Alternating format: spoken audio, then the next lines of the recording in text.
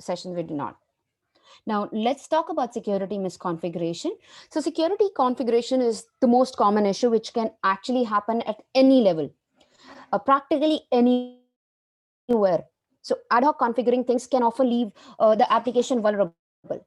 We have seen that people pushing code day in and day out on the production. And when we make configuration changes, we tend to forget that there are few things that might be dependent on that configuration, and that might lead to critical vulnerability. Think about many pieces of software can come with insecure defaults, and if an application or a software comes with default vulnerability, what can be the problem with that? Like it's still vulnerable, it will be vulnerable, and it will always remain vulnerable. So in these scenarios, especially when the software stack under our application is becoming like I would say incomparably complex. Talk about virtual machine, talk about orchestration, talk about containers, processes. Everything needs to be properly configured. Like, especially when I talk about containers, if we are not scanning the images properly, if we are not using the right images can come with the vulnerabilities. Absolutely. If you are downloading registry, you're downloading an image from a registry, and that registry has some vulnerabilities, or there are some vulnerable VMs in that, and I download it, that means inherently that vulnerable VM is vulnerable. Apart from that, there are OS level vulnerabilities that we would need to consider at that time. But here, the attack scenario could be that our web server allow outdated SSN and TLS versions for HTTPS. An attacker could also run, or a malicious person can also run man in the middle attack against a client using up poisoning. Attacker now acting as a middleman could leverage the protocol downgrade by leveraging OpenSSL. So these things can be a big problem. Now let me give you a brief overview here. Think about like software, when they come with defaults, they can be root login with a password which is default. I remember that there were some systems, or even there are some systems which come with default password as a password. Is there a problem in that? Absolutely, there is a problem in that. So insecure default username and passwords can create a lot of issues, especially if so yesterday I was giving an example of the camera device. And if I talk about printers, can printers have vulnerabilities? Absolutely. So while we were doing those exercises, we found some vulnerabilities in the printers also. And now, what were those vulnerabilities? So those vulnerabilities were like, if I can access the console of the printer, I can change the email address to something else. Like if I scan a document, I can get a copy of it. Or let's say there are hundreds of people in the organization. As soon as they scan any document, the copy of that would be sent to me. And if I want to send a document using that console to some person, making myself as a president's email address, like just configuring it, that can be a big problem. And then web servers with directory listing, we have seen that have caused a lot of concerns and a lot of issues for many organizations, because a lot of secret information has been leaked, a lot of specific data which was supposed to be internal, that went out to be public. And yesterday when we were testing BWAP, we realized the first thing when we checked SQL injection, we saw that we just put in a single code, but that gave good information to us, that revealed so much information to us, saying that this error is error code wherein SQL has a problem. And we understood that it's a SQL injection. It's a SQL server, and we can play around with SQL statements and see if there is a SQL injection that exists. So security misconfiguration can be a big problem. Another thing is that if you've seen the breaches from past few years, a lot of breaches happened because of misconfiguration. And if you look at the stats and the reports, god, if we don't have the right set of configuration, nobody can save us. And if we We know that our applications are vulnerable because of security misconfiguration. How are we going to safeguard ourselves? Can we say that we are 100% secure? No, it is never the case. It is like this. So you've tested a vulnerability in the development phase, and in the production you see that there is a new vulnerability which is a critical one that exists. So you say that I've tested it, how come it's exist? You never did the versioning. You never actually sent the code which was tested to the production. So will there be vulnerabilities or not? Absolutely, there will be vulnerabilities that will exist. And when we talk about them, how do we actually deal with them? What are the classic examples of that? So these are some of the examples which are like the basic examples of it. So if directory listing is not disabled, app server configuration allows stack traces. Why do you need to do that?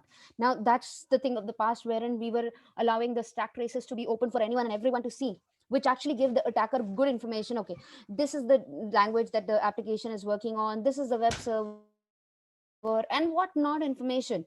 And app servers usually come with sample apps which are not well secure, and which is the common case. And if we don't remove that particular code, we are vulnerable. So what should we do? What we can do is, configuration should be completely automatized, or what you call it as automated, using different platforms. Like Ansible is there. People are using Terraform to spin up the virtual machines in the cloud environment. Then what we can do is, we can treat the regular code with versions. How much time it takes to do the versioning? Like if you make any changes to the code, just version it, so that the next person knows, okay, there is a proper versioning with the code, this is the latest code. There have been cases where people have not documented that they have downloaded some component from the internet, and that might have some vulnerabilities in the future. We will be talking about that also. And using a deny by default, which is like the minimalistic approach. So especially for ports, features, for permissions, for everything in general. Till the time we need it, we are not going to allow anything. Till the time we need it specifically. And the best example would be TLS 1.3 drop support for a lot of older algorithms to reduce the attack surface. So that's why people have started to use TLS 1.3. And relying on cloud providers can help. And but we need to make sure that we are understanding the shared responsibility model, that what's our responsibility, what's their responsibility. And if if we have a strong application architecture, we are all talking about security in the cloud. But if we don't have the right architecture, we can be in big trouble. And the people who have already moved to the cloud, they also should get the security architecture security review done, or a cloud security architecture review done. It's very important. You will find that there were a lot of things which were not managed properly, and you realize that now they are part of the system. And we know, okay, this is our infrastructure that we are using. I'll tell you a funny thing. When I started working on the clouds, or especially cloud security portion, we already had, or the organization that I was working for already had so many applications on the cloud, like over 200. The biggest problem was that not all the applications were managed centrally. Now if they were not managed centrally, if somebody spins a VM, who would get to know that what is the problem? So we had to do a lot of work and tell them we would not be paying for this particular instance if it's not centralized. So it was a good 6 months effort, wherein we had to convince the stakeholders. We had to tell them, okay, this is a thing which we need. We had to get their passwords in one place, that only if it's needed for some people we would be giving. And we created admins and different roles in that. So that's a big overhead. So why not start with particular a proper strong architecture, and which will also reduce the possibility of attacks and the attack surface for the malicious users. And I can go to security misconfiguration, and then I can do directory browsing. and I can start using it. Now here, if I will go ahead and do the directory listing attack, I can do it. I can scrub the application through it. And then apart from that, there are many other methods which are listed here. Method tempering, which is from get for post, and adding different things, adding SQL queries. There can be unrestricted file upload, wherein we can upload anything. So there was one application which we were working, and that was an application which were letting us create the accounts, and it was a music app. Once we created the profile, it was asking for picture to be uploaded. Like, okay, fine, we can upload the picture. How about we change the extension? Like, we will have a script, like a shell upload with the extension as a picture. And when we sent it through, it uploaded, and it actually uploaded the shell on their server. There are files which we can upload on the server. Why is it allowed? And then now clickjacking attack, cross framing attack, so many other attacks that is possible. Robot.txt and other things like these as a secret PHP server configuration page. These are so common things which are there as part of security misconfiguration. And even just leave these things. I have seen AWS buckets, they're open for anyone to scrub. And there have been cases wherein the breach happened because of such exposure. Like robots.file, you will find it everywhere, but people say no, no, no, no, it's fine to allow robots file to be available. But think about what all information it can give you. So robot.txt file can give you the disallowed, like what are the things that are disallowed, and that's there. And when you are a person who have a knack, like if something is there which is hidden and you want to know about it, that's what security researchers are for. Or if security researchers are for that, how about malicious people or the malicious attackers?